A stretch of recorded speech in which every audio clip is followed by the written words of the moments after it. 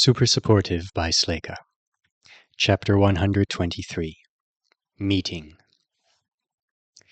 It was 4 in the morning, and Alden's fingers were flicking through the new spell. He focused on the shapes his auri had made, pushing himself outward through them in that specific way that made magic happen. Casting excited him, like always, but he wished there was someone around to answer his questions. Following the instructions in Wantel's art was easy enough, and there were the other factors he could manage on his own: memorization, quick hands, authority manipulation. But can I do things to make the spell work better? Can I do things to make it worse? Different? He was sure the answers were all yes. Instructor Gwenlore's brief mentions of the art of perceiving in multiple ways teased him sometimes. Perception wasn't just an important tool for Avowed using their skills, as Joe had taught him. It could also help with spellcasting, but Alden's books didn't tell him how to work with perception, or around it, or if he was even supposed to be taking it into consideration regularly.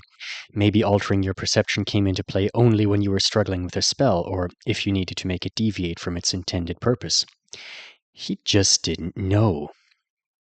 And besides that, wizards talked about perfection a lot. According to Lute, and based on Alden's own experiences, perfection made word chains more likely to land. How did that fit in with spells? Surely a greater or lesser degree of accuracy must affect something. Once or twice, he'd noticed himself making a small mistake, and the spells still did what they were meant to do. Am I learning correctly? Just how much am I missing? A whole culture's worth of history and insight, obviously. It was so frustrating. He wished he could listen in on Kibby's lessons again. He withdrew his authority from the effort and completed the last few motions with only his hands and his auriad. He thought he had the spell down well enough for it to have an effect, and he didn't want to shoot a flying dagger of force at his laptop. The computer was open on the desk beneath his loft bed. Last night, before he went to sleep, Alden had watched televised obstacle course runs for a while. He'd seen them before, but one-on-one runs between famous Avowed were more popular. He wasn't as familiar with uni-team competitions.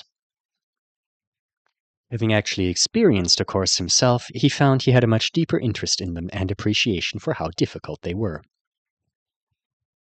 I'm sure I would have thought things like tunnels and corridors were boring filler if I'd watched the last year, but now they're so stressful. After his death by tree limb, he hated crawling through the pipe more than any other obstacle, even though it was just about the easiest thing to do on the whole course. You were a sitting duck inside that thing. Barely enough room to move about, no visibility, completely reliant on your teammates to tell you what was happening and keep both ends of the tube clear so you could emerge safely. Alden lowered his hands and let the auriad wrap itself back around his wrist. Then he stood from his learning cushion and dropped Wami on top of it to serve in its usual spot as a guard wombat. Cooking already has a loose thread, he noted. That makes it look kind of sad. Should I try for another hour or two of sleep? He ended up sitting at his desk and forcing his way through some homework instead. Less than an hour later, the quiet murmur of voices lured him from his room. All the lights were off in the apartment except for the kitchenette's nightlight. Haoyu was sitting at the table with a tablet, stylus, and a lot of candy wrappers. Lexi, dressed for his morning run, was standing across the table from him. Hey, Alden said, keeping his voice down for Lute's sake. You guys are up already? I'm up already, Lexi replied. He's up still. He jerked his head toward Haoyu. As Haoyu rolled his eyes at the disapproval in his friend's voice, Alden realized he was still wearing the t-shirt he'd had on when the two of them left North of North last night. You didn't sleep? Alden asked him. I could tell I wasn't in a sleeping mood. I've been up since 3. I should have come in here with you. You both should have gone to bed. Your frequent potion therapy sessions aren't a substitute for actual rest, Lexi said. Haoyu shoved a few gummy bears in his mouth and chewed them with a stubborn look on his face. Alden walked over to see the tablet. Unsurprisingly, it was playing their footage from gym yesterday. I'm annoyed we're only doing it for these 2 classes while Snake is gone, Alden admitted. It's good practice, just like gym always is, but 4 runs is barely enough for us to get our bearings. I feel like we'd need to do a lot of work as a team to actually play the game well. It is annoying, Haoyu shoved the tablet away from himself. If we had a couple of weeks and some practice time, I think it would be really fun. But like this, we're just getting the awkward starting phase of learning our way through the course. And I felt like such an asshole yesterday trying to give advice when I was in a bad mood and everyone else was too. Did I make Everly cry? No, Alden and Lexi said at the same time. She was just mad at herself, said Alden. She usually casts a lot more in class. Wonder if she wanted to use her spells for some of the obstacles, but couldn't because she was nervous about how it would affect the rest of us. I didn't like feeling I was doing I didn't feel like I was doing enough to help either, and there's no time before the next class to make plans. How you held up one finger then another. Today, tomorrow, that's it. Everyone has different class schedules to work around, and I don't even know if they all want to meet. The instructors didn't assign group planning sessions, so some people might not care about it. Maybe I should go for a run. And clear my mind, right? That's something people do to go clear their minds? Lexi tilted his head. Are you asking me? I'll go too, said Alden. Hao-Yu pushed himself back from the table. I'll be ready in a minute. Alden expected Lexi to protest that his morning ritual was sacred and he didn't want company or chatter about gym class during it, but he waited for them both. It was dark and chilly, and the run was easy. They followed a winding route around and through the campus. As the sky was growing paler, they found themselves on their third trip through the Selena North Memorial Garden. The area was lighted by lanterns hanging from the arching tree limbs. Going to stop here for a while, Alden said as they approached a fork in the walkways. You guys go ahead. Do you want us to pick up something from the coffee shop, Hao-Yu asked? I'll grab something on my own. He slowed, letting them run ahead of him before he turned down the path. He passed the bench where he first met Hazel Velra, then he entered the amphitheater. The grass terrace seating, the tall granite memorial stones, the ornamental pear tree, it all looked the same, and yet it felt very different. He walked down to the lowest level to stand beside the stone that had Hannah's name carved on it. You know, he said, reaching out to touch the letters, I fixed the next day. It sounds insane. If you'd been around, I'm sure you would have given me some advice before I leapt headfirst into being an avowed. He wondered what she would have said. The things you told a kid who admired you were probably different than the things you told someone who was about to sign the contract and come live this life for real. Bo had made a similar point. It was a good point. Alden wasn't sure how much it mattered now, after everything. Or maybe you'd have been exactly the same person with the same things to say. Wouldn't surprise me. You always seemed to know what you believed in so clearly. You were the coolest, Hannah. All the superhero fans who didn't notice you because you chose to work in the background really missed out. He pressed his fingers to the stone harder, then pulled it back to see the impression of one of the letter A's left behind on his skin. I've changed a lot. When he turned his head, he could see the spot on the first terrace where he'd chosen to sit when he came for the funeral. There's this chasm between then and now, and it's not just those growing up changes everyone tells you are coming for you. Don't think I'm complaining. I'm not. Not at the moment, anyway. I've gone through some epic agonizing since I got home 2.5 months ago. But I've been getting used to caring about different things and thinking differently. And it's not bad. I think this side of the chasm is probably just as good in a different way. I wish we could hang out and talk about it. I hope we'd still be friends. He left a short while later. The sky was bright. It was going to be a clear day. You guys, let's ask the whole team if they do want to meet up and work out strategy for tomorrow, Alden said as he entered the apartment later with a takeout container from Cafeteria North in hand. They might be up for it, and even if it's only a couple of them and us, that'll be half the group. I've got some thoughts. I was just checking the library. Hao-Yu was drinking an iced fruit tea and looking much more like himself than he had earlier. There are study rooms big enough for the group, but we can only have them for 3 hours at a time. What if we take turns booking them? Alden asked. If we could keep one all day, then whenever one of us didn't have class, we could be in there working stuff out. I book one, then you book it for the end of my time slot, then Lexi, then Jeffy. Hao-Yu's hands moved through the air. That should work. I don't see anything saying it won't on the website. Why Jeffy? Because he's probably already awake. He gets up early, and he seems eager to participate in general. Lexi came down the hall, buttoning the cuffs on his shirt. We should strategize, but I don't see how you two are going to get everyone to agree on everything. I doubt we'll agree on everything, said Alden, but there are a couple of things I know would help me run the course better that I can't imagine any of you disagreeing with. So if we start from there, I think it'll cool off some tempers and put everyone in a more helpful frame of mind. Can I lead the beginnings of the meeting, I guess? You looked curious. And how mad do you two think Lute will be if I wake him up early? Alden asked. He won't be mad at all, said Hao-Yu. You should do it. He's joking, Lexi warned. I'm not. You should do it, Alden. Do it. I did bring him waffles from the cart, hot and fresh. He held up the takeout container. That makes up for it, right? Luke grumbled about being dragged from his bed for an unplanned tutoring session, but Alden didn't think he was actually annoyed. You banished Hazel from the planet, so I guess you deserve more of my company. Alden had been reaching across the table to hand him the food. That made him pause. I did what? Heard it from Roman and the Grand Witch herself yesterday, said Lute. According to Roman, Hazel freaked out and ran away to work for our employers in a full-time capacity because she couldn't take the heat from the video. Aulia's story is that this is a character rehabilitation retreat. She says Hazel will come back from it more at peace with her skill and rank. I ran a person off of Earth? He did not know how to feel about that. Lute took his breakfast and all from Alden and opened the box. Steam wafted out. He smiled. The waffles are still crispy. The chocolate curls and the mocha whipped cream aren't even melted. I know, said Alden. Lute dragged his finger through the whipped cream. What are you doing with your life, man? Become a delivery person. Put a couple of drones out of business. Throughout the morning, the team gradually agreed to meet up. At 12:15, when Conversation 4 let out, Alden dashed across campus to the library. He took the stairs up to the sixth-floor study room they'd booked and tried to figure out how to use the projector so that they could have a video of their runs from yesterday up on the wall. Everyone who wasn't here in the room was going to be on call through their interface, except for Astrid. She'd been invited to a special practice session with a visiting morph mentor.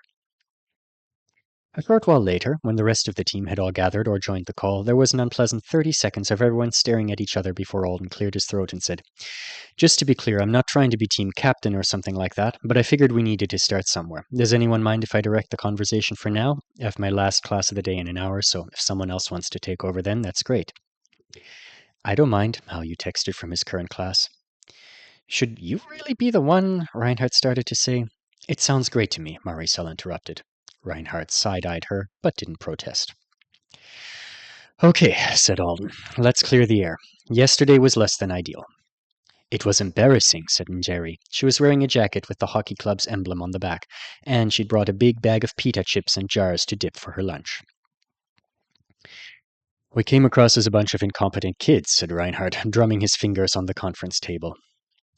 We kind of are, thought Alden, but since almost the entire group was nodding in agreement, he didn't voice the opinion. I wanted the principal to tell Instructor Klein I was cool, Jeffy said. I don't think I looked cool. Maricel was sitting beside him and across from Alden. Why did you want that to happen? Because whenever I ask a question during offense, he says, You're asking the wrong question. That's not something an Aqua Brute really needs to worry about. If the principal told him it was fine for me to fight on land instead of doing water rescues... Reinhardt and Everly both opened their mouths. In a classroom in the Forthright building, Lexi was lifting his hand to type something that was no doubt scathing. This is good, Alden interrupted quickly. I actually wanted to discuss this with everyone. What do you all want from the runs tomorrow? Yesterday we just went at it, and I know everyone was trying really hard. None of us are slackers. But we were getting pissed at each other and misunderstanding each other. We all want the same thing, said Reinhardt. To win!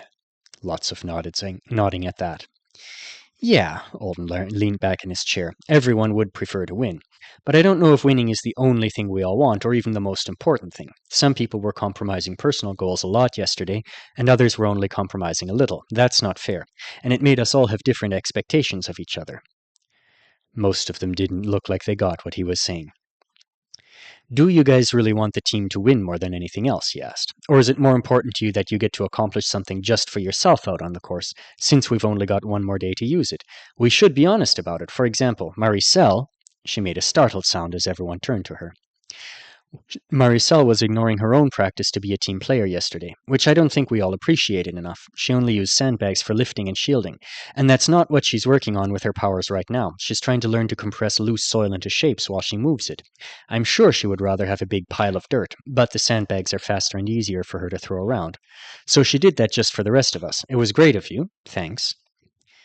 You mean we need to decide that kind of thing? Everly asked. Her silver buns were held up by a pair of pencils, and she had snowflakes painted on her fingernails. Alden nodded.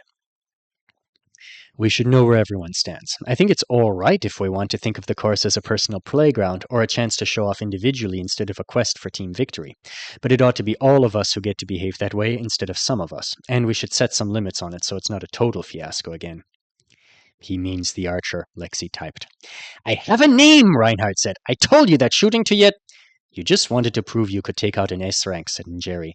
You announced that you wanted to target her before the race even started, and then you took 2 more shots we all didn't all agree on the next game. I am a ranged meister. Do you know how irritating class has been? Rescue, defense, the maze. My bow is useless for all of that. It's not like Lexi's tool. He can lift and slice. I just shoot. And the only thing I'm allowed to shoot is tennis balls and Klein, who is obviously the son of an eel. Now you guys want me to not shoot people when I finally have the chance? I'm our main offense. Just don't shoot people until we all tell you to shoot people, said Jerry. Alden examined Reinhardt. He'd gotten his pale brown hair turned into a buzz cut since combat assessment day. So, is the most important thing to you being our primary offense, he asked? A couple of people might object to that. I just don't want to look like I'm not doing anything, said Reinhardt. Other students are watching us. The first years are sharing it around. My older sister's in 3rd year. When she sees our footage, I want to look like an archer, not like a guy carrying a bow for no reason. Do you want to look useless in front of the entire school? They all shifted and shot uncomfortable glances at Alden. Thanks, guys. But you'd all be useless if you were asleep, too. About what I want, he said. First, I'd like for all of you to tell me how you need me to assist you on each obstacle, or how you can assist me. If it's just the 2 of us working together, before we run again. If we can agree on it, we'll know what to expect from each other. There had been a wasteful amount of back and forth yesterday. Second, I'm going to the big right shop to pick up some more temper spheres before class tomorrow. Don't know what we could use them for, unless we give Lucille one to throw at the enemy. But if you do want my screaming invisible ball spell for anything, just say so. I'll have plenty. And third, I wanted to let everyone know that I would be using a new word chain tomorrow. It basically helps me function at my peak. Better balance, more efficient movements, slightly higher spatial awareness. You've got it down already? How, you asked? He was wriggling a lot in his seat. Alden had the feeling he would much rather be here with his team than in this class right now. I'm really close. Alden had nearly had it during the morning's tutoring session. If any of you had word chains you think would benefit you, but you need help mastering them, Ludvelra said he wouldn't mind giving pointers. Obviously, you can't learn a new one from scratch. However, if you've got one that already works, but only occasionally, or you think you just need a tip or 2 to figure one out, he might be able to help. Heard about that Velra guy, said Reinhardt, his expression growing concerned. He killed his girlfriend's platypus? Further proof Lute needs reputation repair. Lute definitely did not do that, Alden answered. It was a freak accident, possibly caused by a word chain he had no say in the casting of. And she was not his girlfriend, and it was not a platypus. Sometimes disturbing, sad things happen that we have no control over. He clasped his hands together on top of the table. So, that's it for me. I'm happy to go along with whatever the team wants and try to make it work. I would rather not be the other team's favorite target again, but if it goes that way, I'll deal with it.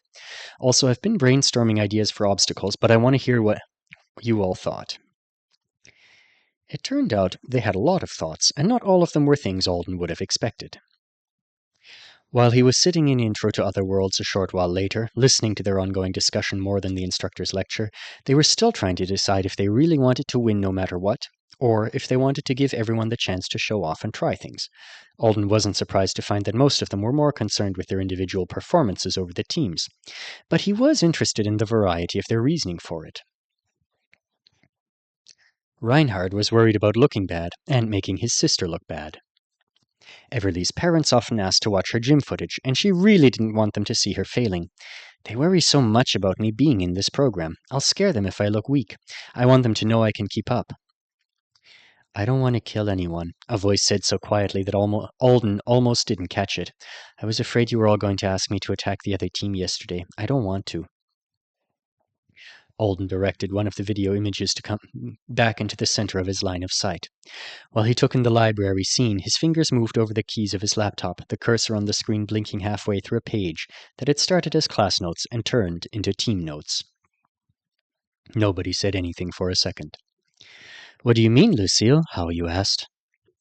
He and Lexi now had a free period, so they were there. Maricel was in an algebra class, and Jeffy was in the big lecture theatre on the floor below Alden. For some reason, he was writing ideas on a notebook and holding them up for everyone to read, rather than texting. I'm sorry, said Lucille. I know I'm an S. Refusing to use lethal attacks means the team has less options, but I want to be a no-kill hero.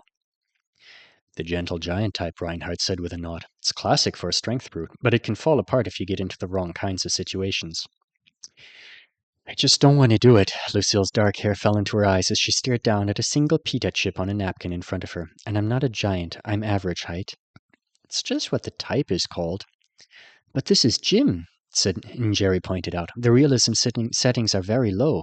Even you said walking through the fire felt like getting a sunburn, so it's not like we're really hurting people. Lucille took a deep breath.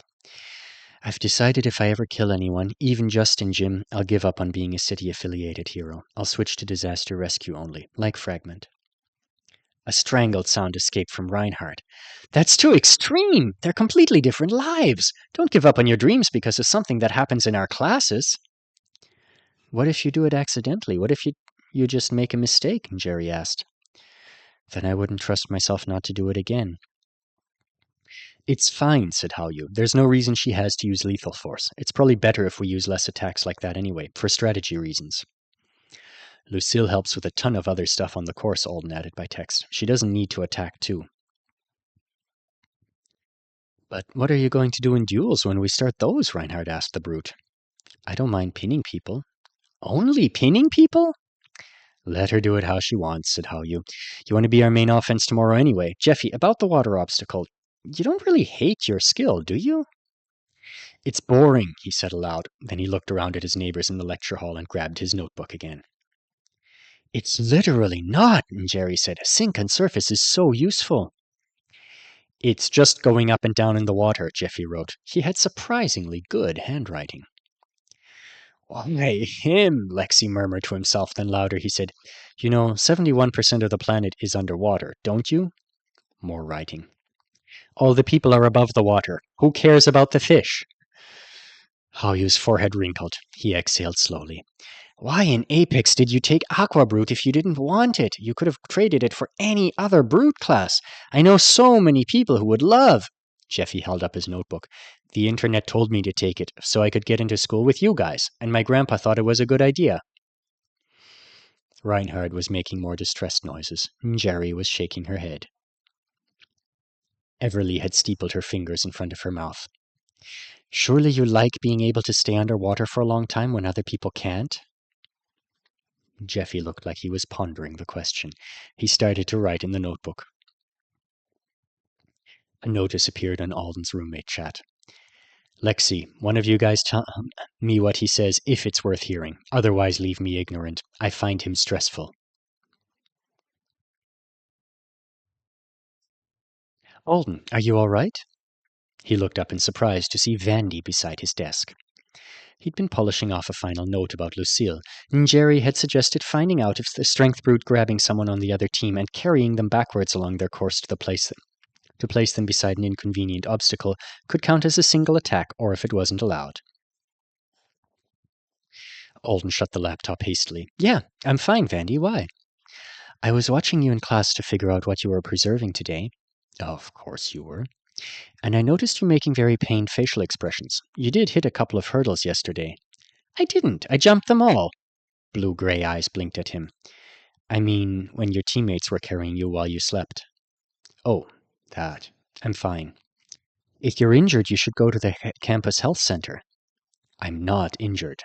She scanned him up and down. I'm not injured, he repeated. Promise. Unless Tuyet asks, then I'm very injured and she should feel guilty. If you're not hurt, that's good. She stared at him. She wants you to say why you weren't paying attention in class now, Haoyu informed him through the still active video call. Alden nodded at Vandy. I'm really not hurt. I was just thinking about our... Tell her nothing, Jerry interrupted. This is competition. We take every advantage. How is not telling her we have a meeting an advantage? Maricel asked as she left her math class. She'll want to have one too, said Everly. I know she wants to have one too, Maricel replied. She's been trying to organize her team all day. They all started giving Alden a completely ridiculous amount of advice for how to deal with a curious classmate. "You're making those expressions again," said Vandy. At the same time, Reinhardt was suggesting that Alden do what's right for the team by asking Vandy for homework help so that she'd be too busy to organize her own group. That's really quite deceitful of him. "I was thinking about our obstacle course run," said Alden, deciding a compromise between full honesty and dastardly schemes was appropriate. Lots of emotions. Before she could ask another question, he reached into the pocket of his hoodie and pulled out his current preserved object. "Do you want a pita chip? It's got mango chutney on it."